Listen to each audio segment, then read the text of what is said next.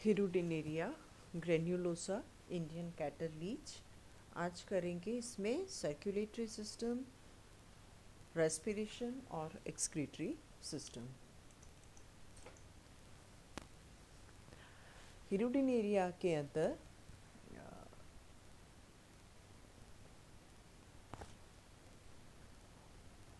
Obliterated coelom पाई जाती है।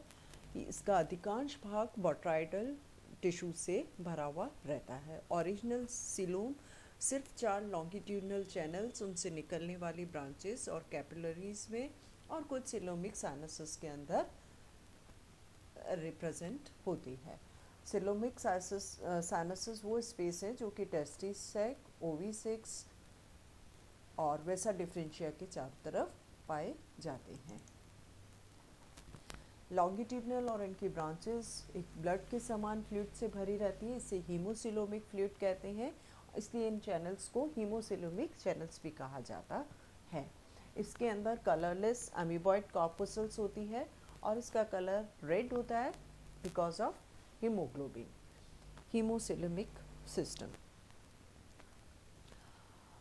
True blood vascular system इसके अंदर नहीं पाया जाता है और इसलिए इस सिस्टम को कहा जाता है हीमोसिलोमिक सिस्टम। इसके अंदर जो सिलोमिक फ्लूइड होता है रेड कलर का, उसको हीमोसिलोमिक फ्लूइड कहते हैं और चैनल्स जिसके अंदर ये फ्लूइड बहता है उन्हें हीमोसिलोमिक चैनल्स कहा जाता है। इसके अंदर में 4 लॉन्गिट्यूडनल हीमोसिलोमिक चैनल्स पाई जाती है। एक डॉर्सल चैनल, एक वेंट्रल चैनल और 2 लेटरल चैनल्स होती हैं। इन चैनल्स के अंदर फ्लूइड पीछे से आगे की तरफ बहता है डॉर्सल और लेटरल में।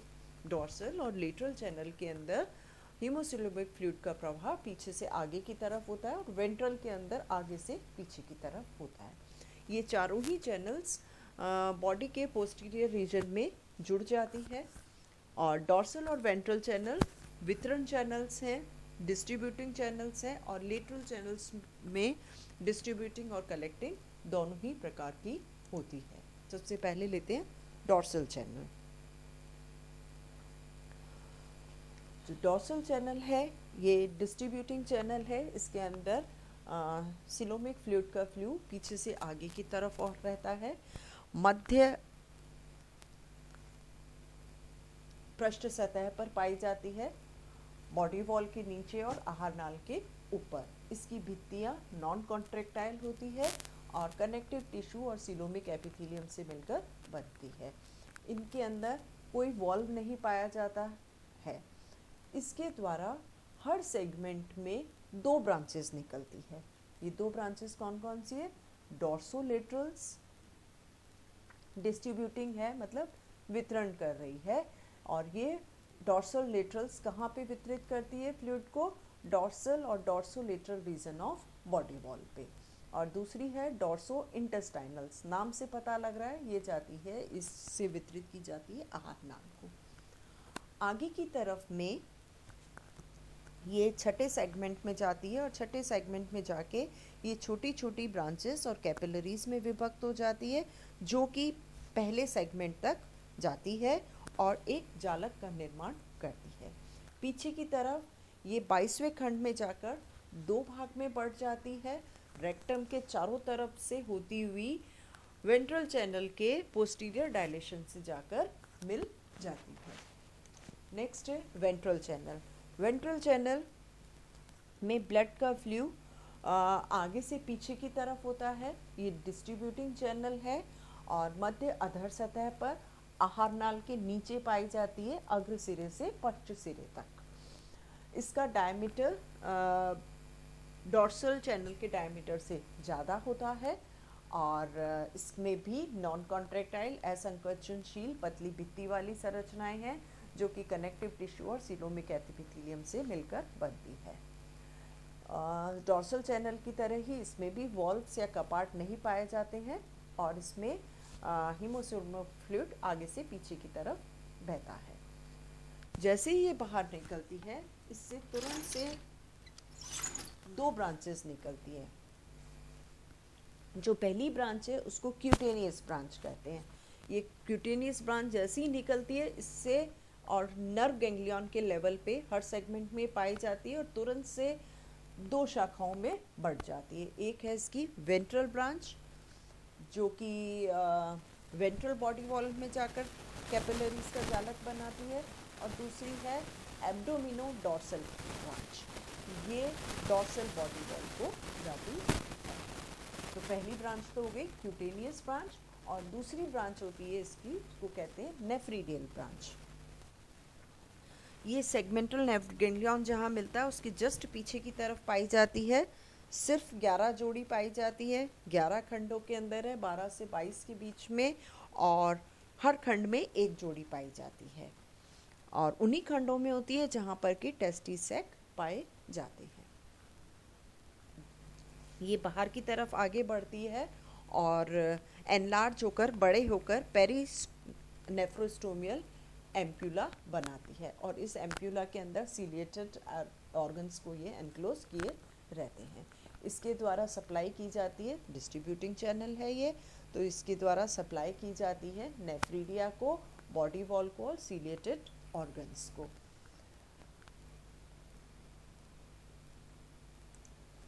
लास्ट है लेटरल चैनल। लेटरल चैनल दो होती हैं और ये कलेक्टिंग भी है और डिस्ट्रीब्यूटिंग भी है। इसमें सिलोमिक फ्लूइड का फ्लो पीछे से आगे की तरफ होता है और इनका डायमीटर सबसे अधिक है और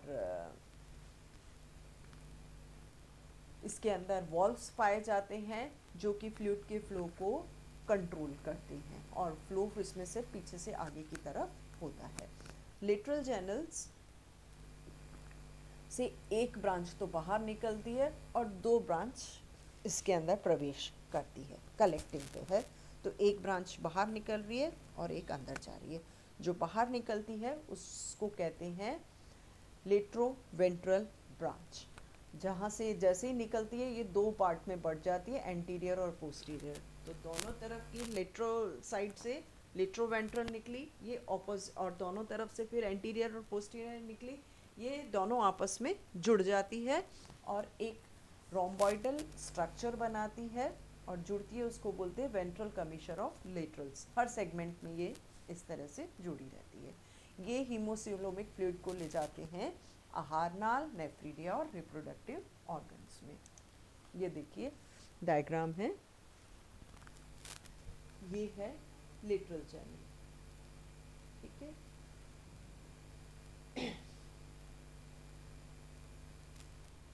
लेटरल चैनल से एक निकल रही है, ये है लेट्रोवेंट्रल।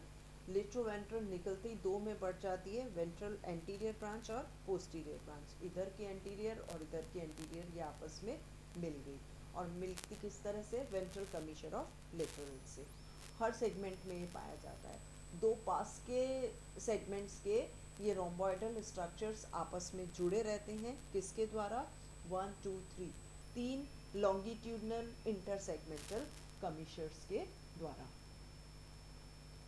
ठीक, उसके बाद में है इससे जो बाहर निकलने वाली ब्रांचेस है वो है लेट्रोलेटरल, ये वाली है लेट्रोलेटरल और ये है लेट्रोडॉर्सल। लेट्रोलेटरल एक छोटी ब्रांच है और इस ये कलेक्टिंग ब्रांच है।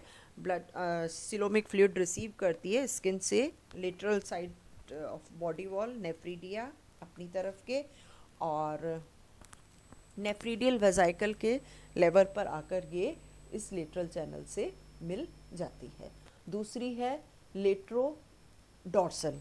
लेट्रोडॉर्सल बड़ी ब्रांच है और डॉर्सल और डॉर्सोलेटरल बॉडी वॉल से, गट वॉल से, नेफ्रीडिया से सिलोमिक फ्लूइड कलेक्ट करती है और ये लेटरल चैनल को मेन लोब जहाँ नेफ्रीडिया का स्थित है वहाँ पर आकर ये इससे मिलती है। इधर की भी लेट्रोडॉर्सल और इधर की लेट्रोडॉर्सल ये आपस में कनेक्टेड रहती है, किसके द्वारा, डॉर्सल कमीशर ऑफ लेटरल्स के द्वारा। और इस तरह के 17 लूप पाए जाते हैं 6 से 22 खंड के अंदर। ये लेट्रोडॉर्सल अपनी ही तरफ की लेट्रोलेटरल से भी कनेक्टेड रहती है, इसे कहते हैं लॉन्गिट्यूडनल, ये वाली लॉन्गिट्यूडनल लेटरल कर्वेचर।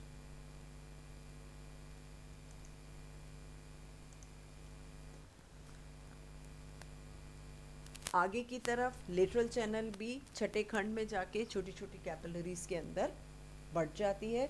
पीछे की तरफ ये वेंट्रल चैनल के डायलेक्शन से मिलती है, जहाँ पर कि चारों चैनल्स आपस में एक दूसरे से कनेक्टेड रहती है। ये देखिए, ये वाली हो गई वेंट्रल चैनल, ये बाइफर्केट हो रही है डॉर्सल चैनल दो के अंदर, और ये वेंट्रल चैनल का डायलेशन है, और ये दोनों हो गई लेटरल चैनल्स। ये सब आके यहाँ पे मिल जाती है, ये हीमोसिलेमिक कैपिलरीज।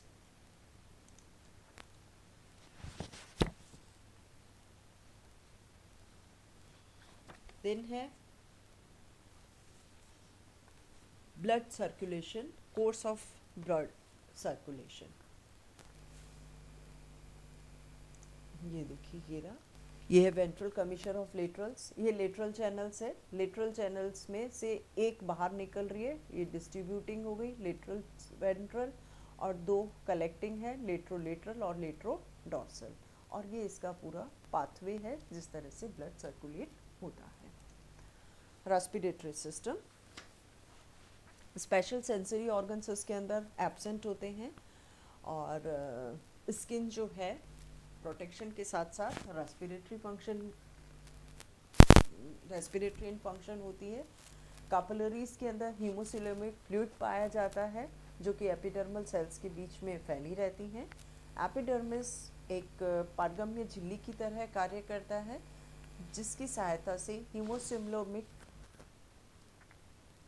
और मतलब ऑक्सीजन और कार्बन डाइऑक्साइड के बीच गैसियस एक्सचेंज संपन्न होता है। ब्लीचेस हमेशा वाटर में या डैम सॉइल में रहते हैं, इसलिए इनकी स्किन हमेशा नम बनी रहती है, और एपिडर्मल स्लाइम ग्लैंड्स के द्वारा भी म्यूकस सिक्रीट होता है, तो ये स्किन को हमेशा नम बनाए रखते हैं और ड्राई नहीं होने देते हैं।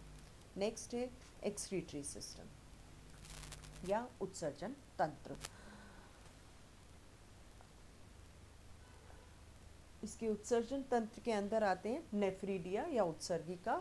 ये 17 जोड़ी होते हैं, 6 से 12 खंड के अंदर पाए जाते हैं, और पहले 5 जोड़ी खंडों के अंदर और लास्ट के 4 जोड़ी खंडों के अंदर, जो कि पोस्टीरियर सकर बना रहे हैं, वहाँ पर नेफ्रीडिया अनुपस्थित होते हैं।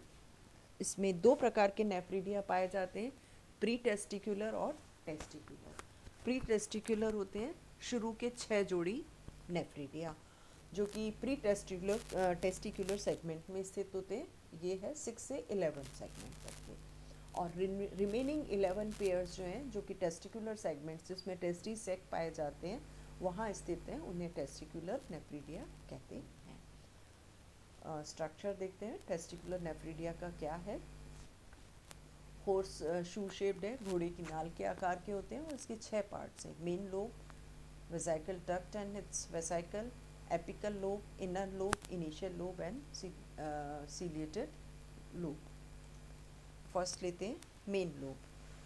Main lobe proper horse shoe shape का होता है, और 2 क्रॉप के जो 2 सीका हैं, पास के 2 सीका हैं, उनके मध्य में अधर पार्श्व सतह पर स्थित रहता है, और ये नेफ्रीडिया का अधिकांश भाग बनाता है।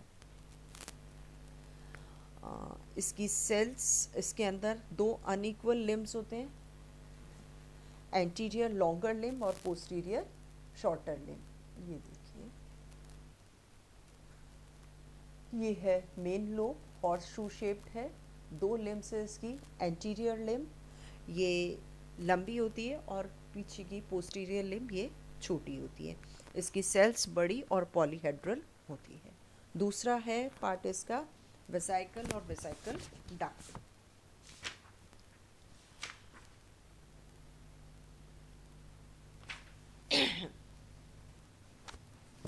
आशय एवं आशय वाहिनी। जो मेन लोब का एंटीरियर लिम्ब है, घिरा मेन लोब, इसका जो एंटीरियर लिम्ब है, इससे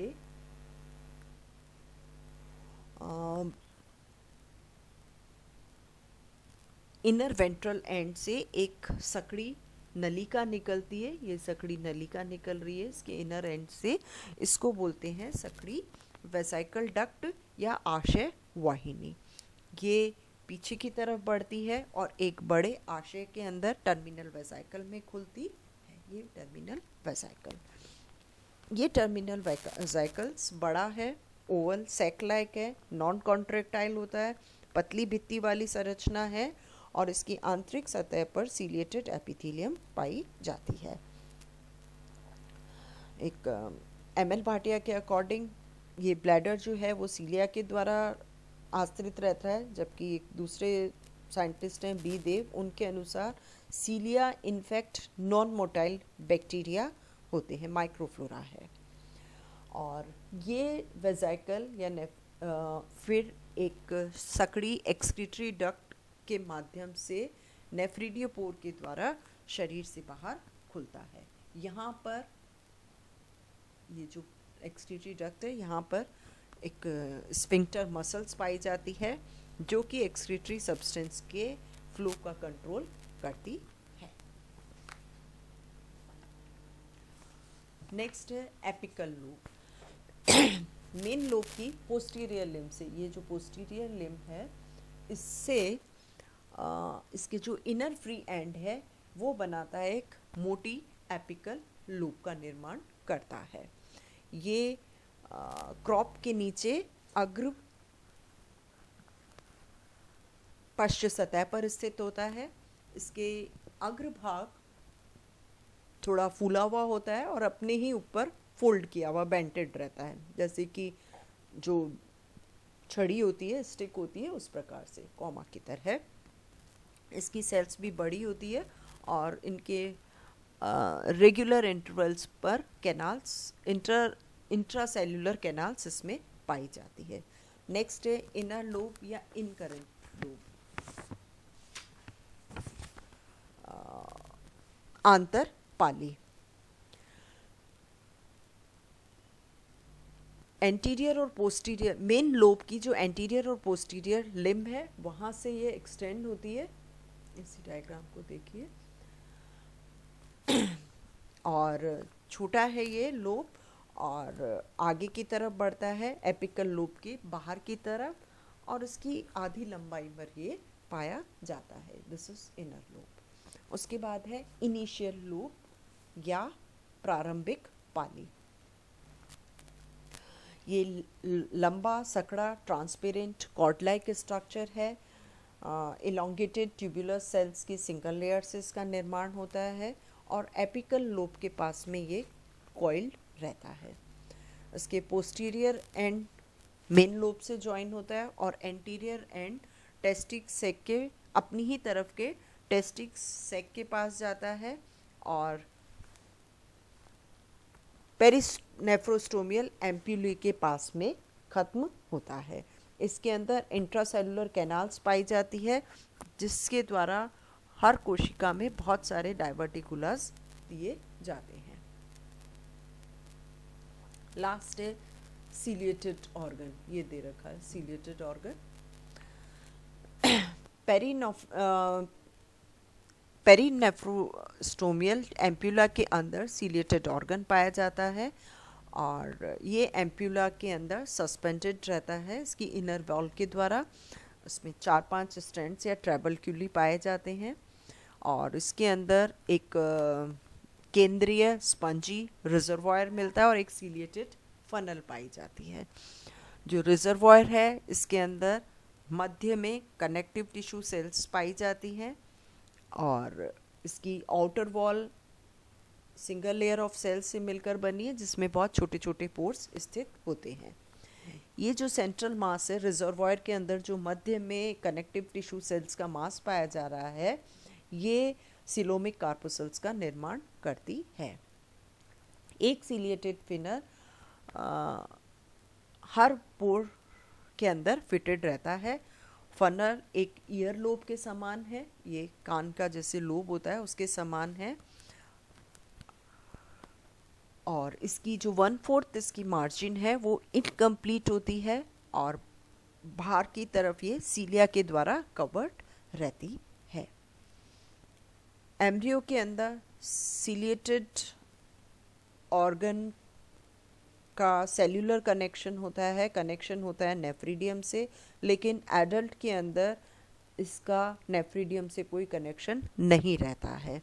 इसलिए माना जाता है कि एडल्ट में ये एक्सक्रीटरी फंक्शन में भी कोई रोल प्ले नहीं करते हैं।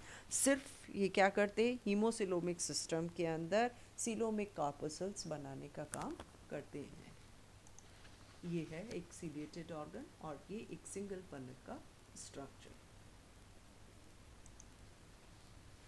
नेक्स्ट है pre testicular nephridia. Pre testicular nephridia कौन से होते हैं? शुरू के 6 नेफ्रीडिया जो छठे से 11वें खंड के बीच में मिलते हैं। इनकी संरचना भी टेस्टिकुलर नेफ्रीडिया की तरह ही है, लेकिन इनके अंदर यू सेगमेंट्स में मिलते हैं जहाँ पे कि टेस्टिस सैक, पेरीनेफ्रोस्टोमियल एम्प्यूली और सीलिएटेड ऑर्गन्स अनुपस्थित होते हैं। इनका जो इनिशियल लोब है वो भी लूजली अरेंज्ड होता है वेंट्रल नर्व कॉर्ड के दोनों तरफ। Now physiology of excretion. Ciliated organ का एडल्ट के अंदर कोई एक्सक्रीटरी फंक्शन नहीं होता है। नेफ्रीडिया प्रॉपर जो है वो एक्सक्रीटरी होता है फंक्शन में, और एक्सेस ऑफ वाटर को भी ये रिमूव करता है। तो ये ऑस्मो रेगुलेटरी भी है और एक्सक्रीटरी भी फंक्शन में होता है। नाइट्रोजनस वेस्ट इसके अंदर मेनली अमोनिया है, इसलिए लीच अमोनोटेलिक होता है। स्मॉल क्वांटिटीज में यूरिया भी एक्सक्रीट करते हैं। नेफ्रीडिया रिचली सप्लाइड रहता है हीमोसिलोमिक चैनल्स के द्वारा और ग्लैंड सेल्स के द्वारा। ये ग्लैंड सेल्स इन हीमोसिलोमिक फ्लूइड में से वेस्ट प्रोडक्ट को सेपरेट करती है और इन्हें कलेक्ट करती है नेफ्रीडियम के वेसिकल के अंदर, और यहाँ पर एक्सक्रीटरी डक्ट के ऊपर जो नेफ्रीडियोपोर स्थित है उसके द्वारा इन एक्सक्रीटरी प्रोडक्ट्स को शरीर से बाहर निकाल दिया जाता है।